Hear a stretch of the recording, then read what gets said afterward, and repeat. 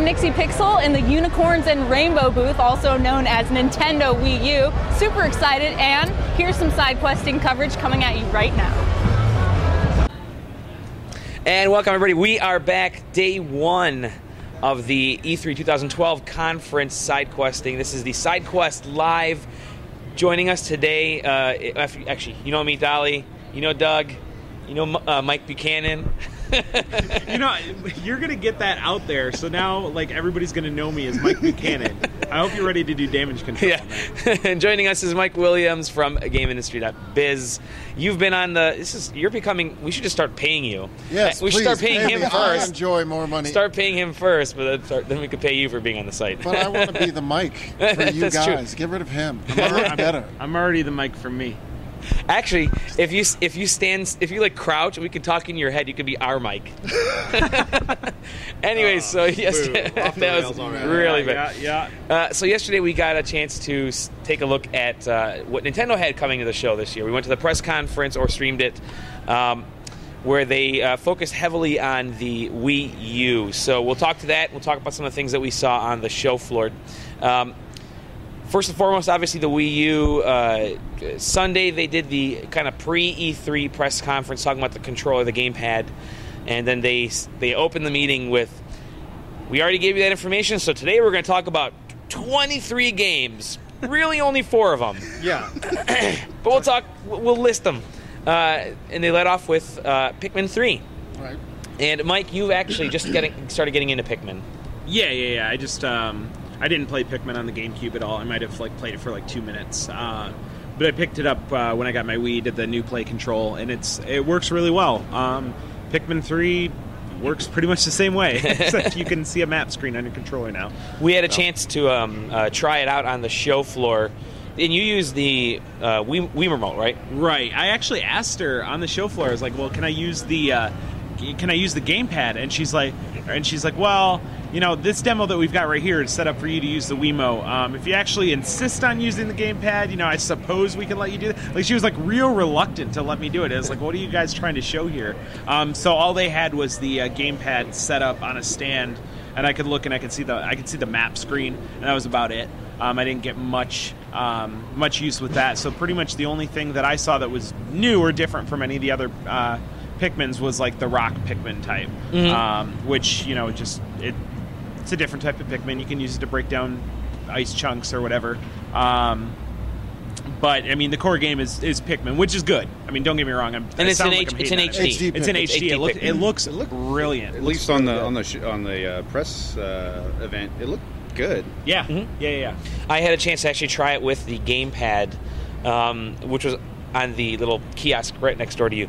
And surprisingly, it uses the pointing mechanic. So it uses the infrared of the gamepad to kind of aim and tilt where you're going to be launching the Pikmin. So do you hold it facing? No. You hold it facing down, and then you tilt it up and down at different angles and rotate left and right to get it to aim. Which felt a little awkward to me because mostly the controller kept getting decalibrated, and the further you move, the quicker it'll get decalibrated. So I kept having to reset the controller over and over and over again, and to the point where it got so difficult that the PR rep who was showing me the game had to set the controller down, pick up the Wii remote, calibrate the Wii remote with the gamepad set on the table, and then get it back up and running. And it took a minute and a half to recalibrate everything. So I don't really know. Maybe that's why they didn't want people playing with the gamepad. Well, the kiosk that I played with was specifically for the gamepad. And I'm seeing a lot of that. Even I didn't go to the Nintendo booth. I was in the other hall. And I played Scribblenauts and Batman. But a lot of this trying to, like the DS before, justify using that Wii U gamepad, even if it's not working out quite right. Like the Batman controlling the Batarang thing didn't work. Gyroscopes just still have not proven their worth in those kinds of aiming situations. So. Yeah, it was all right, but it's the thing is they're bringing all these games that have already been out on other consoles, and the reason they're doing that, of course, is to show that, you know, hey, we've got all your core games too, all the things that you're getting on your other consoles. you're also getting here. But then the developers are like, well, why are we bringing this to the Wii U? And so they have to tack on all these features and adjust the way that you played the game so that it makes sense on the gamepad. And with Batman in particular, they didn't really do that. That's interesting. That seems like a missed opportunity, because one of the things when playing Batman, if I'm playing it and then I put it down for a while and then I come back to it, I'm confused by the controls and picking, the going into the detective mode and picking my this thing and the thing. I mean, that seems like a missed opportunity where you literally is like, oh yeah, I want this, so I want that, and just tap it. Yeah, the inventory thing worked fine, and actually, do you think added anything, or ultimately 5 minutes? I mean, 5 minutes back into playing it, I'm like, oh yeah. I remember the controls. That didn't have the really nice one was using the explosives. The plastic explosives. You can use the screen to detonate them in a specific order. Like, it'll show you a map of where you are, and you can go and blow this one up and then this one. That's cool. Nice. Yeah. That was nice. Mm-hmm. But I think they're trying to do too much on the pad. Yeah. Now, a game that I felt actually did do a great job using the gamepad was Zombie U. Oh. I managed to play that multiplayer and single player at the Nintendo booth. Interestingly enough, the multiplayer version that I played, one person had the gamepad, the other person had the Pro Controller.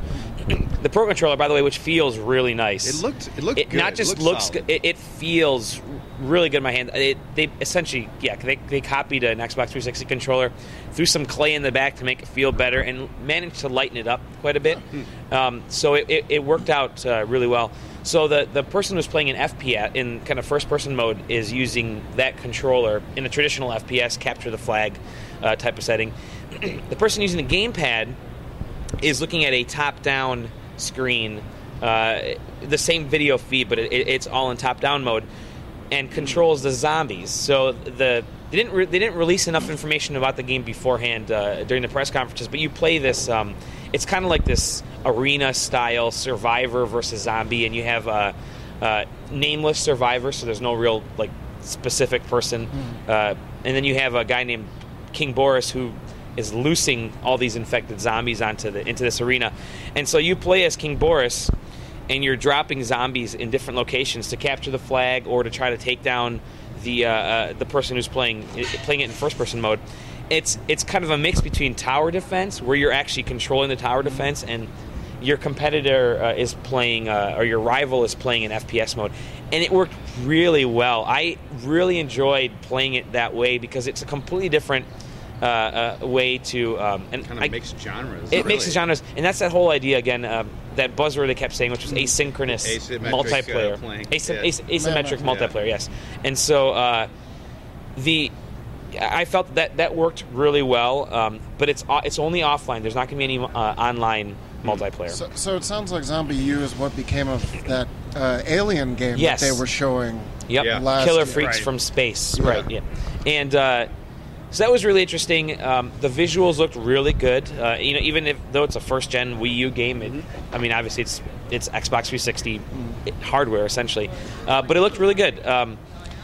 Then the single-player version was actually really interesting because you would get information sent back and forth to the gamepad that was happening on the screen. So I got to try the keypad, punching the keypad in. Oh, okay.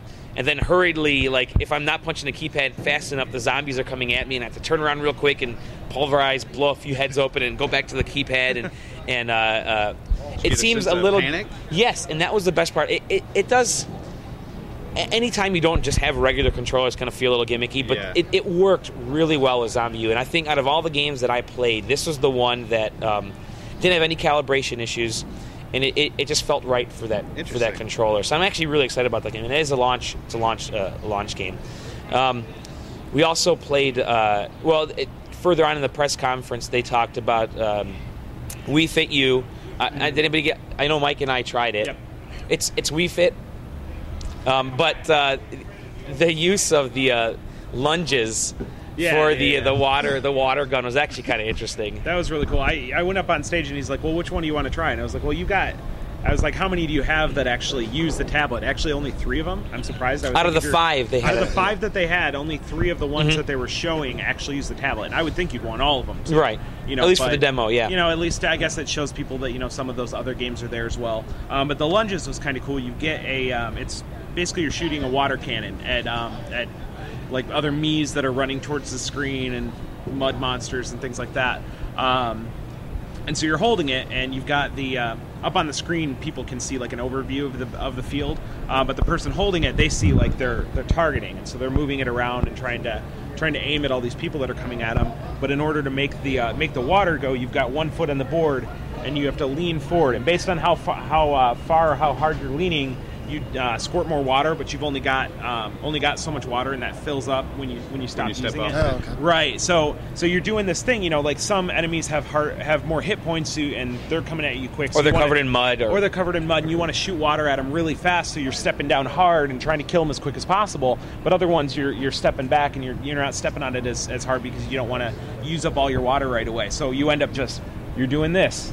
You're doing this for like 10 minutes, and you don't even know until you get off, and you're like, well, my leg hurts now. But I just did lunges. Yeah, right. I hate lunges, by the way. That's what I hate doing the most. So if I can be tricked into doing it for 10 minutes and it's a game. The only problem I could see with that is you're not necessarily doing lunges in the proper form. Probably not. You're not getting down as low as you normally do when you're not doing a lunge. Setting and then getting in the right. But the point is, you're exercising and you don't know you're exercising, and that's really like what Wii Fit has always been about. And they're doing more so. I think things. More so now. I mean, in the past couple Wii Fit games that were on the Wii, I mean, you are blatantly doing, okay, now you're going to stand on one foot and you're going to raise your arm left and you're going to drop it. In this case, it's like you're actually playing this game. I did the luge, where that looked actually terrible. Like it was so the one where you're sitting. And so the PR girl, the rep that I was talking to, said no one's been able to complete this racetrack yet today. So I came towards the end of the day. No one's been able to complete this racetrack because it gets it's too much for people, and it's too fatiguing. And so, all right, I go to the gym. I got these at lunchtime. Look at these abs. I watch look at this these shirt like this. right here on this. Yeah. And so I sat down on the balance board, and I'm laying down, and the luge starts, and you have to. It's not just laying down because you do have to get your legs up to get the right balance. So your legs are so your legs are up, and you're kind of doing this thing. And you're leaning from side to side, and it was the most intense core workout I think I had done. It got to the point where because I was holding onto the side of the balance board, and I'm like, ugh. And I just dropped my elbows both sides. I'm like, I can't do this. She says, don't worry, no one's been able to last the entire time holding it like an actual luge. Yeah. So wow. I mean, it was actually pretty interesting. So that actually might be kind of a cool, for working out at home, maybe one of the better Yeah, it was good to get that balance board back out because I have one that's been sitting under your couch. Propping something up. And then there were a few other things they talked about, but Nintendo Land, they kind of capped it with Nintendo Land, and they capped it with Nintendo Land 3 times. Nintendo Land 3 times, and really bad fireworks. What was weird is Nintendo Land sounded better the less they talked about it. I was like, I get it. Yeah. Then they kept going, and I was like, this is getting worse. This is getting worse. And it comes off as kind of complicated. Yeah, I was like, now this is just a mini game fest in the Nintendo Land world. Right. Which I don't mind. It's kind of cool. It sounds great. Yeah. And I was like, okay, and then they're going to say it's packed in with the Wii U. No. That's what I was waiting for them to say. And I was like, no, I'm not fine. So, remember this, they're not saying that because Wii Sports wasn't packed in with the Wii U in Japan. With the Wii in Japan, and so they can't say it's going to be packed in maybe because they may not pack it in Japan. They may pack it in exactly. They may choose a different. And I think in Japan, Wii Play was actually packed in with the Wii, and so they may throw right. And so in Japan, you may get that Wii panorama view or something else packed in, and while we might get the Nintendo. That's Land. like the most useless thing that I saw. Yeah. We just kind of kept walking right past it. So, and then they talked about 3DS. No, they didn't. Nope. I think, like Sony, Nintendo seems to just kind of pushed aside the handheld for some reason. Well, they did some lip service and say, we just have so much to get in here. Go check out DS stuff online someplace. And the demo reel, like all the games in the demo reel looked great, at least to me. Sure. I was excited about some. I was like, hey, they haven't forgotten about Kingdom Hearts, Mario. I'm like, let's do this.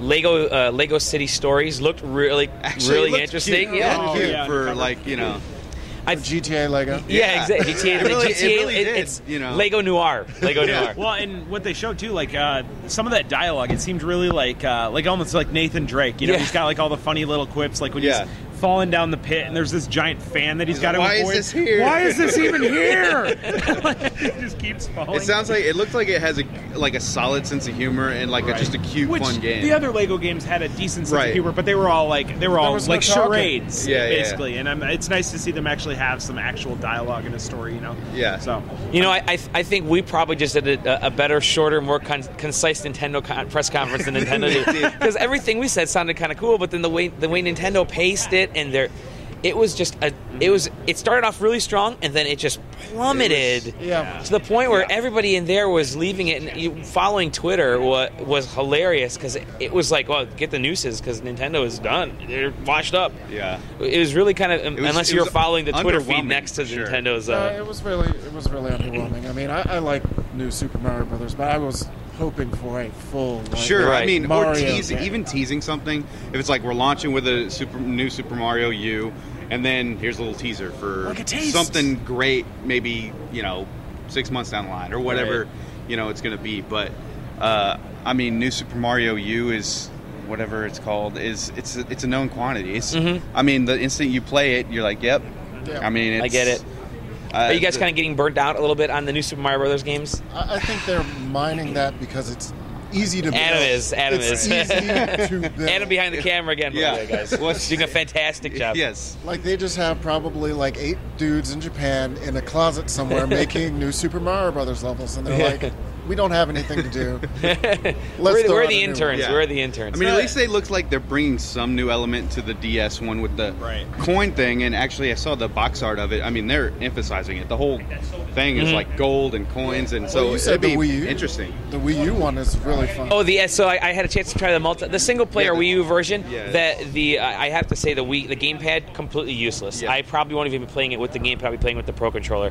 But the multiplayer was obnoxiously fun. So the goal is you can actually have 5 people playing, which is pretty cool. For me, it's great. My 2-year-old will be playing on the gamepad while the rest of us play with the Wii remote, so we're Pro controllers. And so the person who's playing with the gamepad is kind of like the blockmaster and drops these heart or spade or club labeled platforms all over the space. So, and they're meant to help you kind of get across and speed things up and avoid enemies. And that's what started happening at first. And I got using my press badge. I flashed. I said, I want to use the gamepad out of all these people here. So I played with the gamepad, and I was helping everybody along. And I noticed, obviously there's a lot of chaos in the new Super Mario Brothers games, and it's people accidentally kill each other, or they accidentally knock each other off platforms. And so I decided, purposely, accidentally. And so I said, I felt halfway through, I'm like, I'm going to start spicing this up. And I noticed one guy was about to jump over this giant void, and I put a block right in front of him, and he slams in the side of it and goes straight down. Poor Luigi just, boo! And he says, ah! And the little devil horn started popping up, and I thought, this is going to be a lot of fun. There's somebody this isn't meant to help people. This is meant to just be like, you're being an asshole. I did the You're exact being a same dick. thing. And it's so fun. I trapped a guy just kind of in a little corner. I just kept tapping the block. And then I was like, no, I'm sorry. I didn't. But I'm not really. So that's actually, that mode I think could be a lot of fun. But on the flip side, I don't know if you had this experience. I did. Someone was clearly trying to get to a higher thing, and I noticed it, and we just got in sync. And I tapped, he jumped, I tapped right before him, and then he was like, nice, whoever did that. I was like, were you Mario? I was Mario. He's like, I got you. And that's the thing that...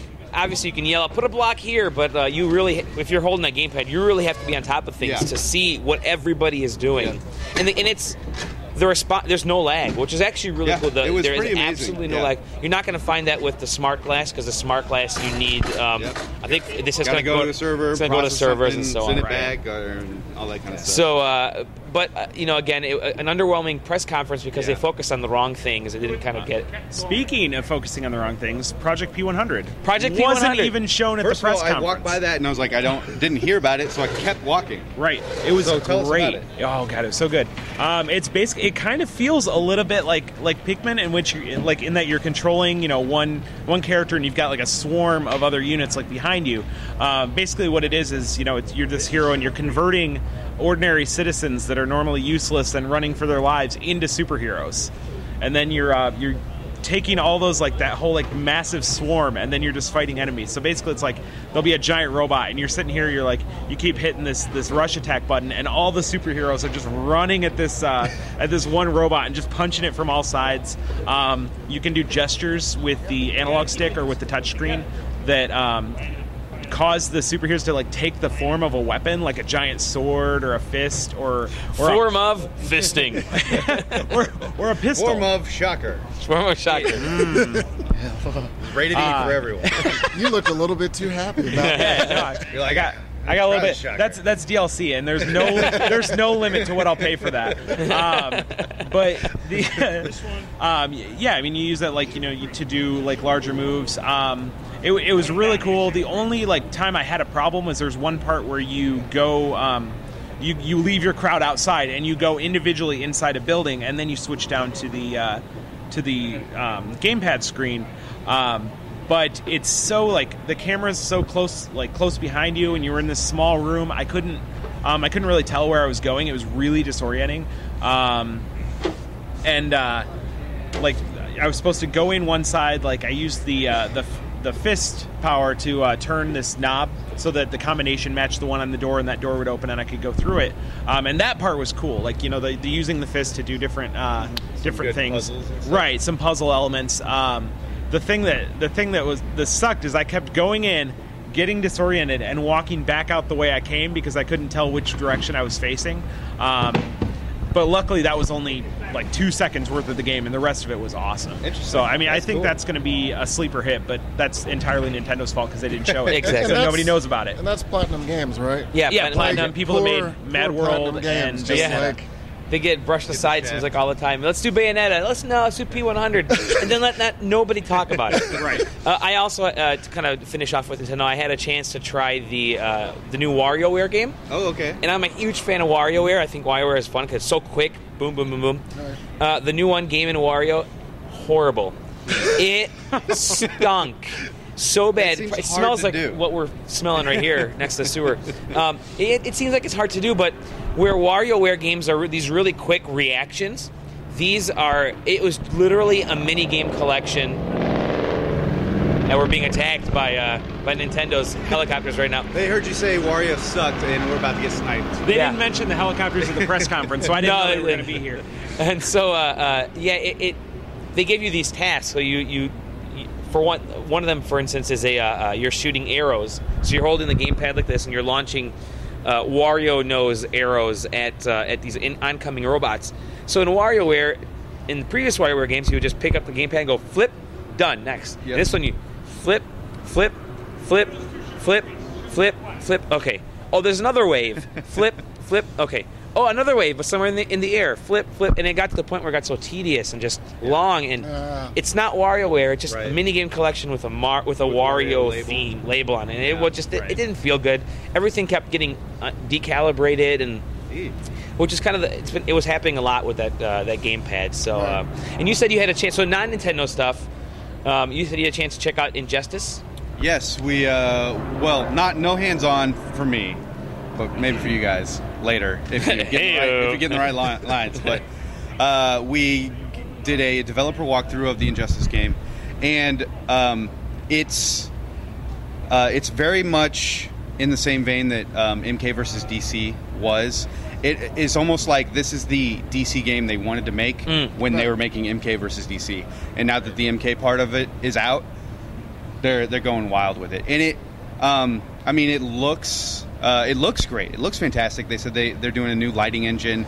It looked good. They've doubled the polygon, blah blah blah, all that technical stuff they went into. I don't know how it will play in terms of will it play like a Mortal Kombat, like if you're familiar with Mortal Kombat, will you sit down and be into it, or will it play more like a Street Fighter? I'm guessing it's going to play just like a Mortal Kombat. So they have a lot of the same elements, even some of the same sound effects that were in MK versus DC. They're probably placeholders and stuff like that. But they basically showed two matches: Batman versus Solomon Grundy and Superman versus Flash. And what they were kind of showing is the two classes. They've got like their power characters, and then they've got like their gadget characters. So Batman's more of a gadget character. and Solomon Grundy is a power character. And they said that they play actually a lot different. And what they emphasized, which is probably the main thing that's going to be cool about this fighting game in the slew of them that seem to be all the rage now, is not only learning a character, but learning a background. Because there's probably elements every couple inches in the background that you can interact with. Okay, wow. And each character interacts with a particular element differently.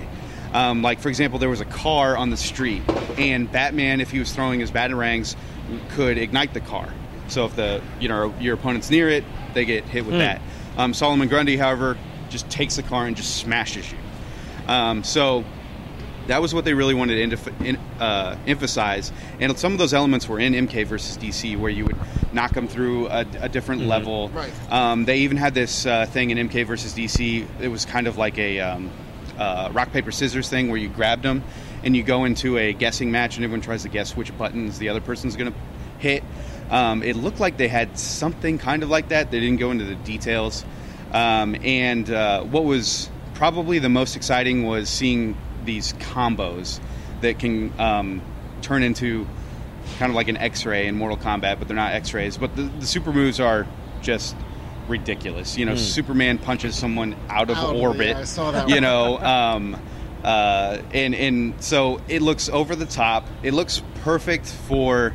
It looks like they've gotten their own take on these characters. The design of the characters is very unique. They're all about armor. Flash has just this crazy looking armor. Batman has crazy armor. Superman even looks armored up. So it looks interesting and it looks different, especially with the background elements. Like they literally, were emphasizing that. And I think not only are you going to have to learn your character, you're going to have to learn a handful of backgrounds and pick, accordingly so that you can interact with it. So it looked interesting, and I'm super excited to see more. Yeah, some DC fans seem to be really excited because Mortal Kombat's roster was huge. Yep. So it's now gone into, maybe we'll get Martian Manhunter and all these other characters. They may be able to go deep and obscure with the roster. And what I'm super excited about is MK versus DC, I think, got kind of panned. No one really cared for it, but they introduced the story element that everyone ended up loving in the new Mortal Kombat that came out a couple of years ago. And that story felt very comic booky. It was great. And so I assume they're going to be able to do something of that caliber in this. So not only are you going to get a great, maybe just DC story and play through all these characters, but you may get some of the weird characters that no one knows about. If you're a fan, you get to see those and play through NetherRealm's those. kind of already proved that they can do a really good story in a fighting game. I'm more excited to hear more about the story mode that might be in this Injustice game than probably just the core. I'm not great at Mortal Kombat. I can, I know my way around a 8-hit combo here and there, but it looks like. I mean, a lot of the same. There's similar animations in it too. So, I mean, it's not gonna. It looks like it's not gonna be completely foreign. If you know how to play a Mortal Kombat game within the last 5 years, it looks like you're probably gonna be able to know how to play this game. I cannot wait for Wonder Woman to rip out Green Lantern's spine. It's gonna be awesome. There was a little blood in it. Yeah, I think it's good. I'm actually pretty excited. And it's coming to everything in 2013. I think probably springtime 2013. I mean, literally, the signs in the hallway had like Xbox 360, PS3, Wii U, Vita, Atari 2600. PlayStation playing it on my Android tablet. On your Android tablet, yeah. And we had more to talk about. We'll kind of cap it right now and save it for maybe later today. But thanks again, and we'll see you guys on the next episode.